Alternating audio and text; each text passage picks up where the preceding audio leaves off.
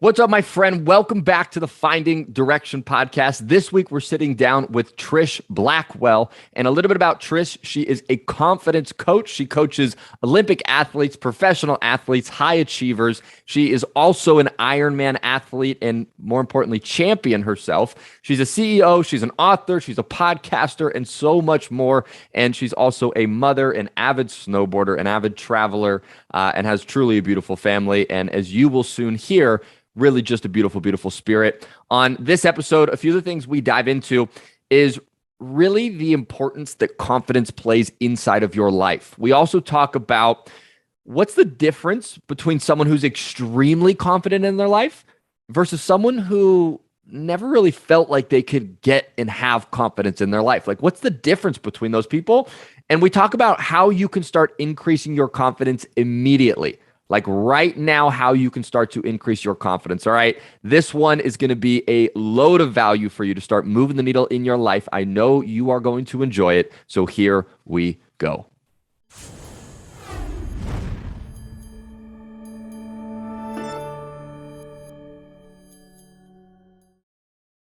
Trish Blackwell, welcome to the show. I am beyond excited to have you here. Thank you for being with us today.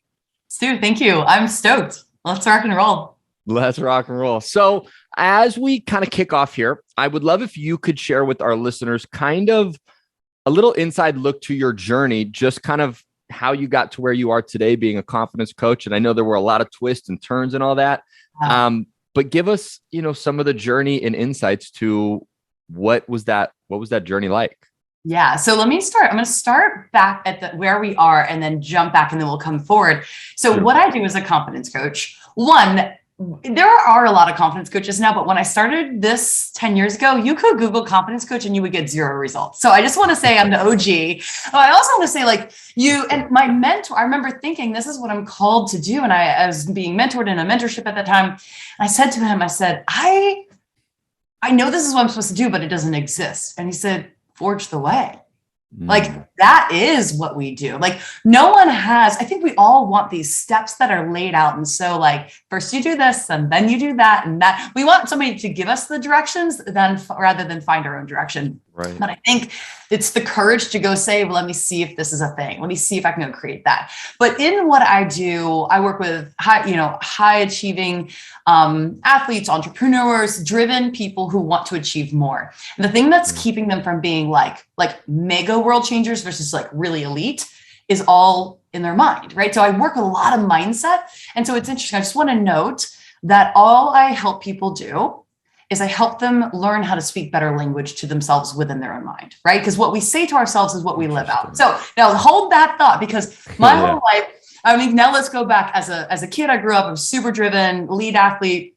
Thought I was going to the Olympics and swimming for a while. That didn't work out, but it did end up paying for college. I was a Division I full scholarship athlete. So that worked. That was great. After that, but in college, I was like, all right, so passionate about languages. Had no idea why those do. Like literally didn't know why. And I was bad at them too. So it's not like I was like, it was really easy for me. I had a French teacher who said, you should not be majoring in this. And he was so mean. Wow. And I was like, yeah, I would cry at night and be like, but I'm supposed to do French. Like I just knew. You feel called to it. Yeah. It felt like I was like, languages move me. Yeah. And anyway, so I majored in French and minored in Spanish with no intention to do it. What am I going to do with them? I don't know. And so I knew I was like, well, I like to travel. And I like people, so I could do travel. So I got a job after college and I lived in France. I was teaching English and it changed my life. And I've gained fluency in both languages. And, but here's what's crazy. The whole time I was like, I don't want to be a teacher. And I came back to the US and I was like, because I live in the DC area. I was like, government. I'll go be a spy. Like I was like, no one's gonna suspect that I'm a spy. I'm like the least likely. I'm the girl at a restaurant that's like, hey, like overly extroverted. I'm an ambivert for sure because I do like my alone time, but I was like, I'm definitely gonna do it. So I literally started the application to the clandestine services because I'm like, okay, I don't want to teach, but I got these language skills now. Yeah. This is what I'm gonna do. And it happened to be at the time, there was this, it's a lot of paperwork. And so at the time, my mom was like, you spend too much money. I moved back with my parents at that point. Huh. And by the way, I'd gone to boarding school. So at 24, it'd been since I was 14 years old, I'd been in my parents' house. So this was like kind of humbling. I'd overspent a little bit when I was living in France. Yeah. Owed my parents some money. And so my mom's like, this is great that you're doing the CIA thing, but you need to get a job while we wait for this to all happen. You need to start paying us back. So there was a gym that was opening and she said, you're fit, you're an athlete. Why don't you go become a personal trainer? So I started a personal training career, fell in love with it. Every one of my clients worked for the government and hated their jobs. And I was like, wait a second, I'm trying to get into the government. And like, these people are making $100 an hour because they're miserable because they don't even have time to exercise. I was like, oh, it made me really reevaluate what I wanted. And all that to be said, so I get into the personal training industry, fall in love with it. And then I, really loved helping people lose weight, really loved people, helping people with body image. I mean, everything in between. And it didn't matter if I was helping a guy put on 25 pounds of muscle or a woman lose 50 pounds. The workouts were cool. I mean, they're different, but what I was doing during the workouts was what was different. So my clients were getting these crazy results, but it wasn't because, do I think I'm good at writing workouts? Yeah. But it was not the workouts. Like, is my accountability? Do I like structure the nutrition well? Yeah. Like I look at, as far as like, I did the right things as a trainer, but I know what set me apart was that I got into helping people with the psychology of change. Right. And that's when I was like, hold up. I like helping people like a coach, like a mindset coach. Yeah. And then that's sort of what kind of spiraled into, wait a second, maybe I want to be if I can teach people, the people who achieve their goal, I was finding like, what's the difference between the same two people, similar circumstances, and one person loses the 50 pounds and the other person doesn't, or one guy actually changes his body structure and the other guy doesn't. And it really, and they both have the information.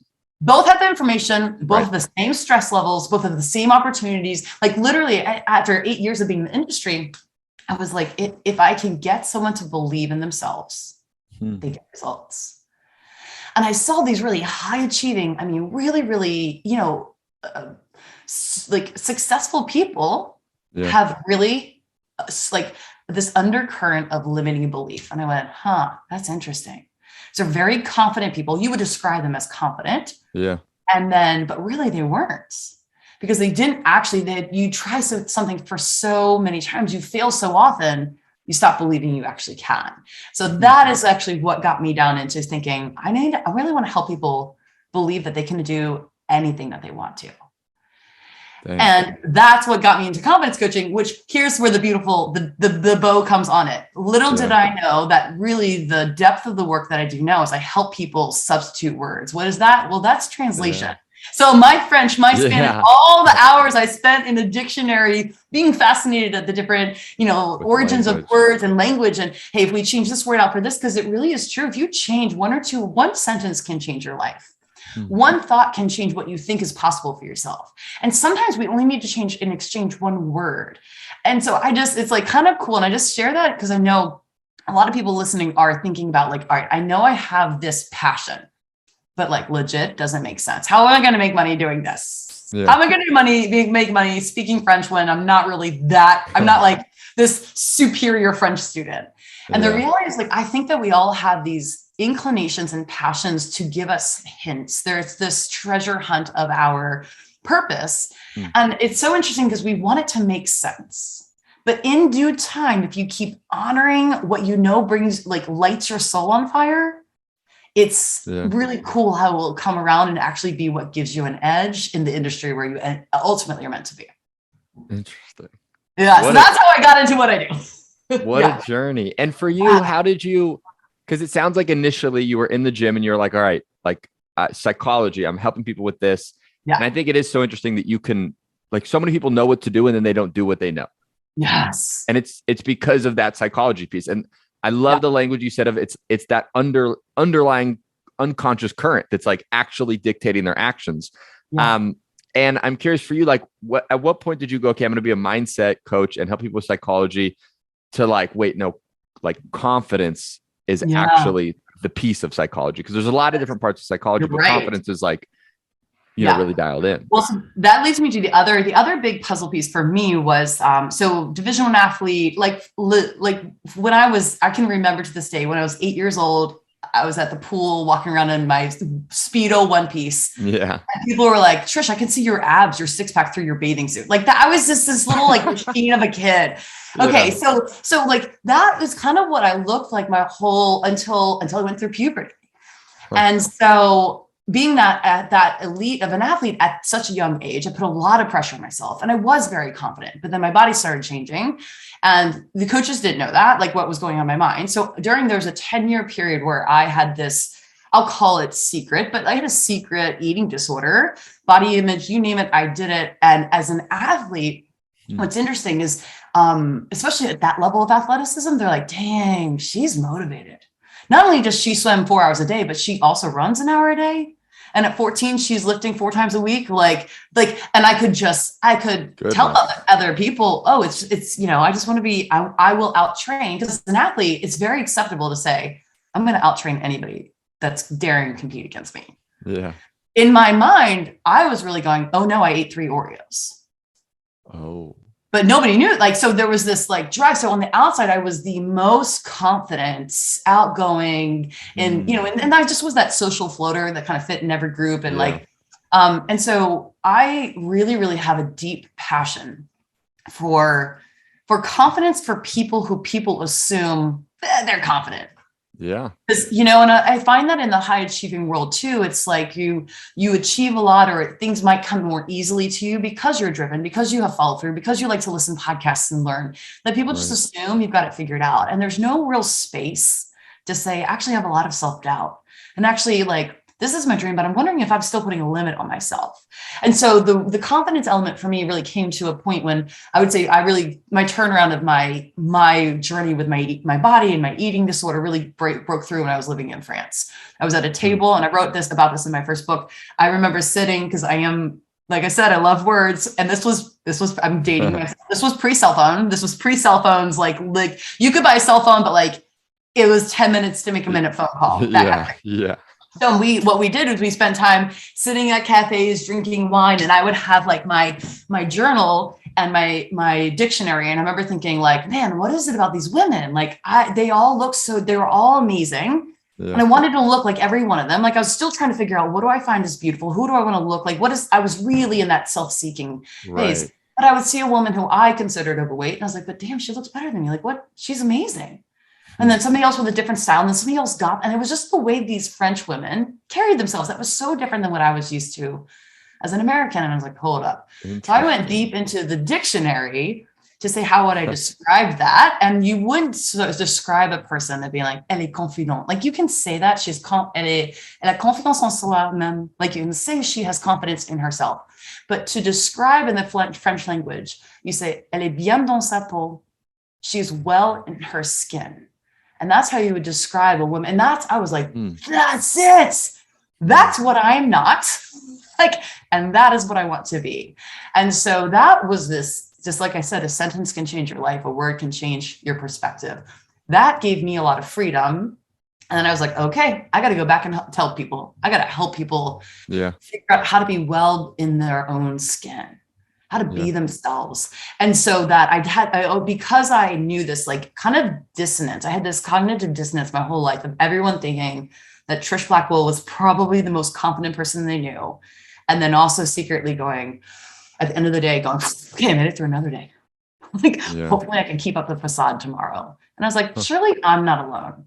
That was sort of where I started. I'm like, I can't be the only one that's experiencing this. Yeah. So I think it's so interesting you say the power of languages, and really interesting. You're all I'm doing is helping people change the sentences and the words they're saying to themselves. Yeah. And I'd be curious, what would you say are a common maybe sentence or two that you hear unconfident or people that are not confident say to themselves a lot, versus what's something that the few words you would change up, and that's the language that a confident person uses? Yeah, I would say a lot of times we go, well, I know it's not realistic, but it'd be very cool if I could do blank. Well, first off, nothing's really realistic, right? I mean, if we think about it, so speaking of cell phones, a cell phone is not realistic if you think about it 20 years ago. So Right. We sort of like pad all these things and create these low grade self-imposed limitations that we don't even realize are there. Or a lot of, there's this subversive negativity of like, I'm just being a realist. Like, no, you're just being negative. Like you are actually being like, you are limiting yourself and going, I know I'm not this. Yeah. So, and I think there's just power in just saying, in the past, I've not been good at math, but that's because I was closed off and I didn't like my teacher. I like just even adding a like sort of a qualifier in the past, right. Or I used to like me, somebody might identify as a people pleaser or a perfectionist, right? In the past, I was a perfectionist. I'm not anymore. Like speaking what we say of ourselves is so critical. I had another example that I've already tried this, or I don't know what to do. Oh my gosh, that is one of the most dangerous things to say, because what you do is when you don't answer your brain answers for you. And it's like, yeah, we don't know what to do. And then it starts spiraling and it starts looking for evidence of all the proof that you don't know what you're doing. And then imposter syndrome sneaks in. So even just saying, I don't know what to do, and we don't need to change that because that might feel very, very true, like circumstantially true. But we need to add 3 words or 4, whatever this is going to end up being. But I can figure out the next step. Well, that's like 5 words. Or, or I don't know what to do, but tomorrow I'll make a decision and I will. Like we have to sort of add this ownership to it. It's this open-ended, nebulous, I don't know what to do. I don't know which job to pick. And the reality is that deep down you do. Yeah. I don't know which person to date. Deep down you do, but we've created a environment where we've lost our own ability to trust ourselves. Yeah. And I was there. I mean, I used to not trust myself at all. Yeah. And I feel like it almost makes you powerless, right? When you say, I don't know, it's like this sense of like, well, I don't know. And I can't figure it out. I love how I can't figure it out. That's another like red flag statement. Yeah. But it's like, if you change it and you say, I don't know, but I can spend an hour tomorrow figuring it out. Or putting yourself in a figure this out. And then even just say, everything's figure outable. I'm going to wait till my brain feels less cloudy. Right. Or like, all I need to do is figure out the next right step. Yeah. And sometimes that's asking for help. Maybe you don't have to figure out. Maybe you just have to figure out, who do I ask to help me figure this out? Yeah. Yeah. Interesting. So let's say someone's listening to this and they're, figuring out what they want to do with their life. And there's opportunities that they've seen, but there's a sense of like not having confidence that, okay, there's this thing I think would be really cool to do, but like, I don't have the confidence to do that. Like, what are a few things you think someone could do in a situation like that to like start to build up and be more confident? Yeah, I love it. Well, first, let's know that confidence is a muscle. And the more you use it, the more you show up in it, the more you just say, I don't feel confident, but I'm going to be confident. And the more you do that, the more naturally it will come. I recently wrote an article for Forbes, and it was the title of it is How to Be Confident When You Don't Feel It, When It Counts the Most. And the essence of the article, I'm going to summarize it, is that your thoughts, so confidence, to feel confident, we often say, I don't feel confident. And feelings are valid. I coach on feelings very, very, very, very thoroughly. I mean, I spend sometimes weeks with clients working and understanding how to process your feelings. But that said, sometimes feelings just can't be trusted. Sometimes feelings don't matter. I mean, they do. I'm not discounting them. But your thoughts create your feelings. In general, your thoughts create your feelings. Like if I'm frustrated, I have 2 young kids. I have a 4 and 7-year-old now. So if I'm like frustrated, it's because I'm like thinking, you guys are taking forever to put your shoes on and we're late, right? I'm not actually frustrated at them, but I have created we often go, you're making me frustrated. Nobody can make me feel anything. My feelings are based on the thoughts that I'm thinking about the circumstance that is very neutral, right? Yeah. So like in that scenario, I'm painting myself as a frustrated mom, but this is a very relatable scenario for anyone, even whether you have kids or not. But like, I'm just thinking, oh, this is taking too long, therefore I'm frustrated. But I don't have to think that. I can think a different thought. Aren't my kids cute? How they can put on their shoes and I don't have to do it anymore. Remember those times when I used to have to do everything? And we're only going to so-and-so's house. Who cares if we're 3 minutes late? Then also now I like the feeling I create in the same scenario is like, just peace. I'm like, man, I got a good life. And so In the same way, how you're thinking about yourself in this job or this opportunity, you don't have to feel confident in order to be confident. You can decide to be confident and say, it's okay that I don't feel confident now. When I show up, I will be. And another thing is I think it's really critical, it's kind of a strategy to know, is that confidence, to actually feel confident, you don't have to feel 100% confident. I like to tell people, you want to have a majority share. Sort of like you've got real estate in your mind. And if you have 51% margin, 51% voting for confidence that, yes, I can do this. Yes, I'm capable, but that's enough. And more often than not, it's 60, 70, 80%. And we just have that other self-doubt. Right. I think when we have self-doubt, we make it mean something. And I want to encourage people who are listening, self-doubt is a good sign. Self-doubt means you've stretched yourself. And if you want to live a life without self-doubt, there are ways to avoid that. But it means you have no dreams and no goals, and you don't show up and you settle. And when you settle, sometimes I've actually had people say, I'm actually okay with that. I'm kind of an average person. But then we got to paint it further. Do you want an average bank account? Do you want an average sex life? Do you want an average relationship? If we're going to settle, we got to settle across the board, right? Like, and so to go, okay, so the fact that I have self-doubt means I'm showing up in life. Yeah. And self-doubt is just an emotion. And emotion is a vibration that will pass through your body. Like it only lasts typically max of 5 minutes, unless you keep dwelling on it, keep going back on it. Yeah. So that, I think it's important to know that. And then the other thing I think is really, really powerful is to speak words of encouragement to yourself. I call them affirmations. You might call them mantras, but basically start being your own cheerleader. But one of my favorite phrases, especially for like imposter syndrome, or when you're feeling like, they offered me the job, but am I qualified? You're in that should I launch this podcast or this new idea? Who am I? We all struggle with that. Who am I? And there's ways to think about who are you not to, but also this is one of my favorite phrases. People like me do things like this. Isn't that beautiful? Like even if you want to make $1 million, I just want you to know people like me do things like that. Because there are people out there just like you doing things just like that. Yeah. And it's so like, it kind of is this freeing, because I think sometimes we're so stuck in comparing ourselves to everyone else around us that we forget there are people like me who do things like this. And I will learn as I go. I'm not supposed to know. I just need to learn as I go. Love it. Yeah.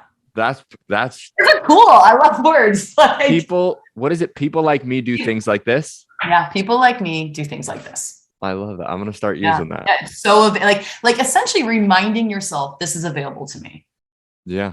And I also think, as far as when we're talking career path or really how to step into your purpose, if you are coachable, I think you can do anything. And to be coachable, it's that growth mindset. It's a desire to learn. It's a desire to be corrected. It's a desire to drop the ego and just say, hey, I'm here. I heard I have a mentor who I really admire, Bob Goff. And he says, and he's like late 60s. And he's like, I'm just a student of life. I'm still learning. Like, I'm still learning how to parent. He's like, I'm a grandparent, but I'm still learning how to parent. And the beauty of that is it takes all the pressure off of it. Like we stop trying to look like we have it together. And we're like, oh, yep, made that mistake. Well, that was bad. Good thing I'm still learning. Yeah. And all of the pressure comes off. Yeah. I think one of the really unique things you said there is it's like, you don't need to be 100% confident to be confident. And I think at least where my brain goes sometimes is like, well, if you're not 100%, you're 0%. You know what I mean? And sort of this it's either black or it's white. And it's such an interesting way to look at it and be like, well, yeah, if I'm like 60, 70% confident, that's enough. But I think one interesting thing is, as I hear you say that, and as I hear myself say that, is it's like, if you have a tendency to say, no, it needs to be 100% perfect. And you're, let's say 70% confident that like you could do this thing. What are a few things you can do to be like, I'm 70% confident. Yes, it's not 100 and your brain wants it to be 100. Like, what are a few things you can do to be like, almost like F it. Like I'm 70% there. Yeah. I'm doing it. Let's just I think it's called there's this amount of realistic, we started, I said, I'm being realistic is sometimes a negative thing, but let's actually be realistic, as there is no such thing as 100%. And it's this false desire to control what you think you control. And there's a lot that we really can't. And so I would actually say, so that you can just drop it. It's the whole concept of how do you embrace, you hear over and over, embrace B- work. Well, if you're like the perfectionist, like I want to do it right, that's really hard concept to embrace. But you have to ask yourself, what am I stealing from myself by waiting? Because if you wait until you're ready, you've waited too long and you've missed massive opportunity. And so, yeah, you could probably wait until you feel 100%, but you've probably missed huge opportunities along the way. And the people who do big things in this world, they take risks. I think that it's a shift I think there's an identity shift that has to change. Rather than being like, no, I'm a person who does things 100% and I do it right. That was the old Trish. And this is something I like to do with my clients and my students. You have the old you, and then you have the new you. Old Trish, that's how she thought. New Trish, she just takes risks. Yeah. You know, new Trish is so much more fun. Like I just turned 39 this week and I am so much cooler than I was when I was 20. Yeah. You know what I mean? Me and my 4-year-old's doing snowboarding double black diamonds with me. That's what we did all winter. Do you know what I mean? Like, I love that. We're going to travel the world as a family and snowboard all the mountains, ski all the oceans, surf all the oceans. Like, because I'm going to be more free, more alive, more vibrant when I'm 40, 50, 60 than I ever was when I wanted to be perfect and look like I had everything right. And I was really prepared. It's so much more fun to go, I'm a risk. I'm bold. I want to identify as someone who's like, I want people to say, gosh, that girl goes for it. Just gives it a try. And what that does is because it's like, I think we want to make a decision, especially career or calling wise. I'm like, it needs to be right. Or what if you're always right? And you needed that part of the journey anyways. Yeah. And it's like, if you're 100% confident in something, that almost means that you're not pushing yourself. I was going to say you're overqualified. Yeah. Yes. Right. Because you are playing at the wrong league. Yep. Yeah. If you're saying I'm 70% confident, it's a sign that it's like, okay, this is a moment to like, it's almost like if you were in, like a video game and you had like your level or whatever, it's like, if you're 60% confident and you take this step anyway, you're going to increase your like bonus points or like, however that works. Or how about I throw you on the soccer field with my 4-year-old? I bet you're going to be 100% confident against him. Great. Congratulations at being better than the 4-year-old, right? Like, I mean, it's not going to get you anywhere. But it's not going to get you anywhere. It's not impressive. Yeah. Love it. So what are a few, let's say, daily practices someone can do that's listening to this that goes, all right, Trish, you got me. Confidence is important. I need to get my confidence up. What are like a few either like daily, weekly, or month, like regular things they can do to build that muscle that you talked about? Yeah. So in the same way we work out every day, work your brain every day. And I mean that just in a 5-minute pen to paper. I cannot overemphasize the value of journaling. And even if it's just, I have a ton of YouTube videos. I do a ton of coaching on this on my podcast, the Confidence Podcast. But to actually spend time and allocate 5 minutes to go, how do I think about what I'm thinking about? So like, what is my limiting thought today? And what is the thought that I want to think instead? Writing down your goal and speaking a word of affirmation, where am I doubting? One of the guiding kind of questions I give people is, where do I have doubt today? And then you answer that the way you would answer a friend. And that becomes your affirmation for the day. And your affirmation could be something, people like me do things like this, or today I'm moving the needle forward. Today I'm going to contact 25 people and go for 25 no's. So I think actually taking pen and paper and not believing the lie that we're too busy to do this as a habit is really, really critical. I think it's, as an athlete, you always warm up. You warm up before you compete, always. Yeah. And the thing is we wake up and we like go through our day and we expect ourselves to be positive. We expect ourselves to have this like super confident attitude, but we don't warm up.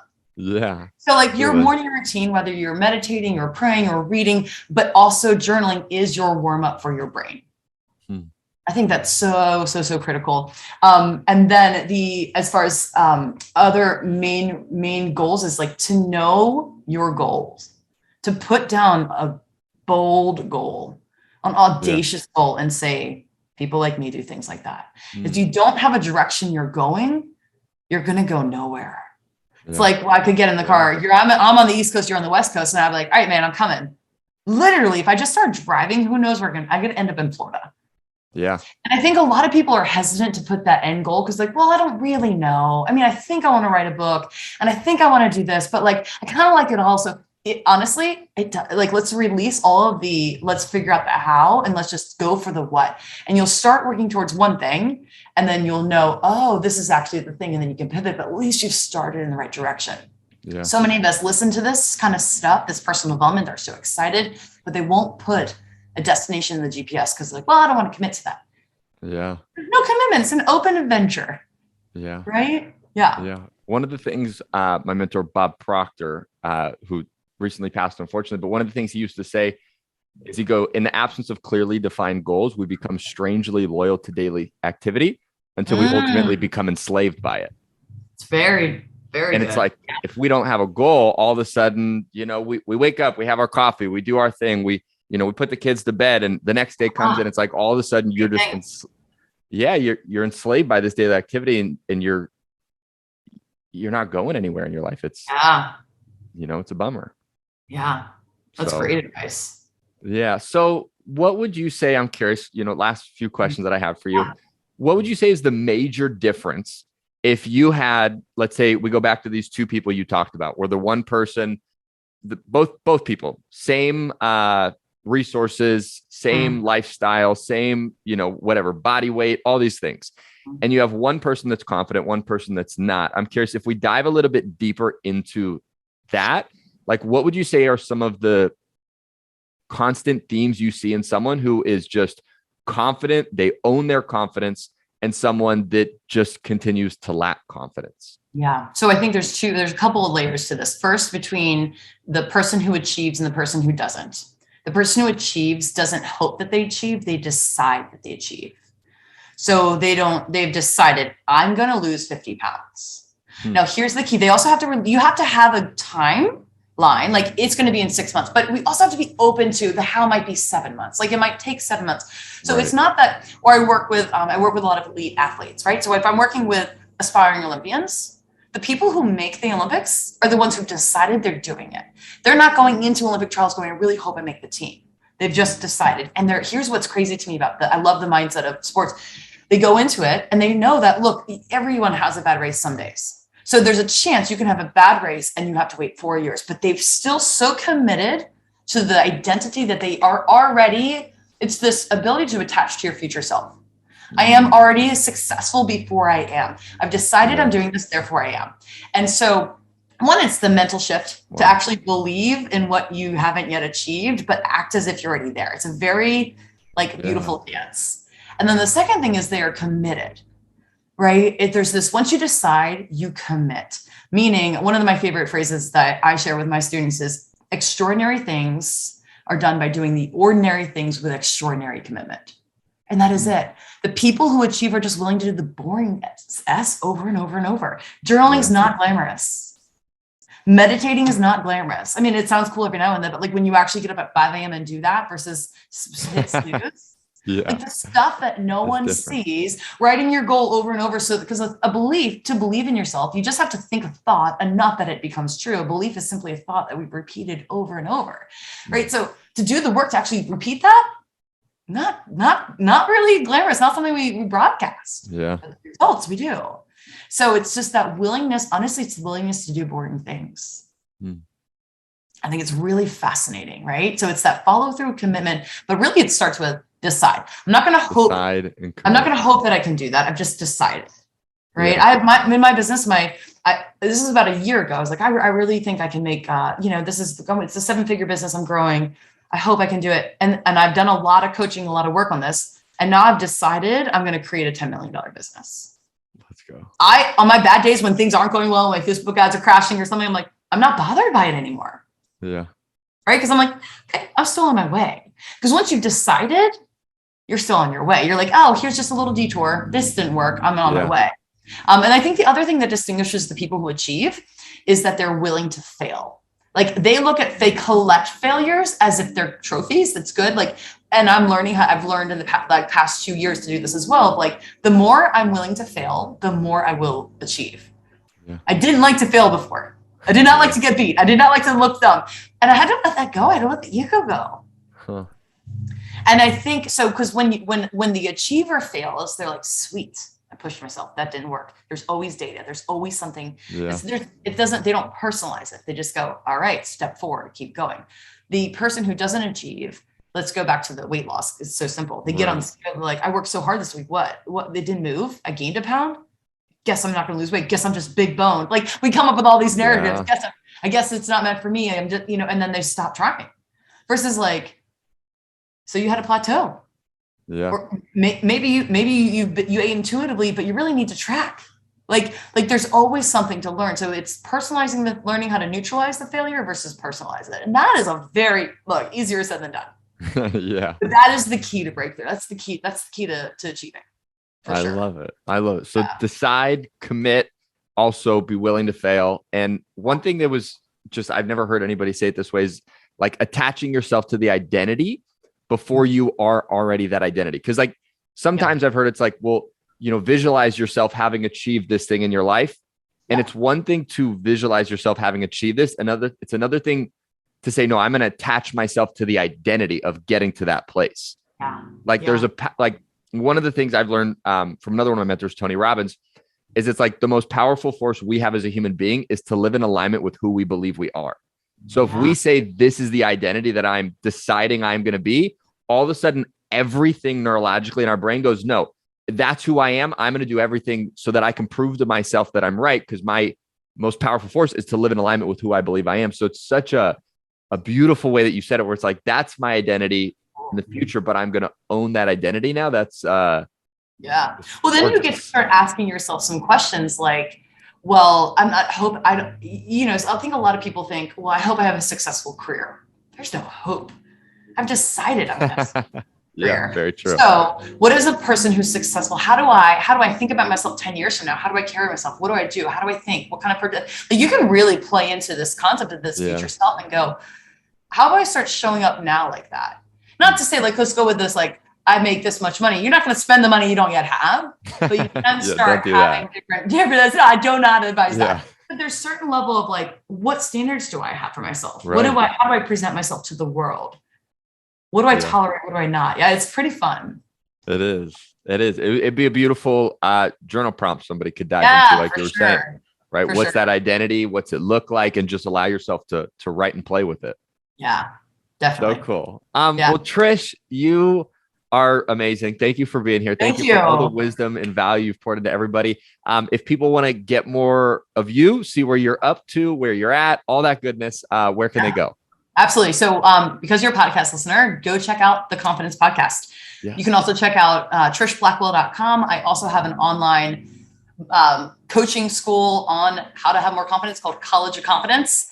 But then also, I think one of the big hindrances to so many of us moving forward and really going on this adventure is because we get so distracted by caring what people think. So if you resonate with that and you find yourself caring too much what people think, I do have a free webinar that people can take. It's instant access, immediate download with a workbook that I can email right to you on how to stop caring what people think. I walk you through the exact strategy of how to stop caring what people think. So you can get that at trishblackwell.com/stop caring. Love it. Yeah. Amazing. All right. A ridiculous amount of resources, everybody. Go make sure you check those out. We'll put them all in the show notes, easy access. Last question I have for you. We ask every guest this because we want to help people find direction, but we really do believe in doing it through action, right? Not sit on a couch and everything's going to come to you, but like you really have to take action to move the needle in your life. And so I would be curious, what would you say someone listening to this can do? What's one thing specifically they can do in the next 24 to 48 hours to start finding direction in their life? Oh, you know what? Take a pen, get a piece of paper, and actually ask yourself, where do I want to be 5 years from now? And where do I want to be 5 months from now? And then once you decide, and be bold, it's not bold if you're comfortable with it. I want you to think about your best friend or your mom or your sibling. And I want you to pick one person to share that with. Here's what I really want. And if you're nervous to tell them, that means you're probably on the right spot. If you're like, hey, here's what I want to do. I think I want a job that's going to give me a salary and benefits in 5. No, that does not challenge. If you're not nervous to share, then you're still thinking too small. Yeah. Love it. So it's write it down, but then I need you to go public with it. Right. Yeah. Amazing. Amazing. Well, Trish, again, thank you so much for being here. Massively, massively enjoyed it. Thank you. Dude, thank you. Thank you for having me. Absolutely.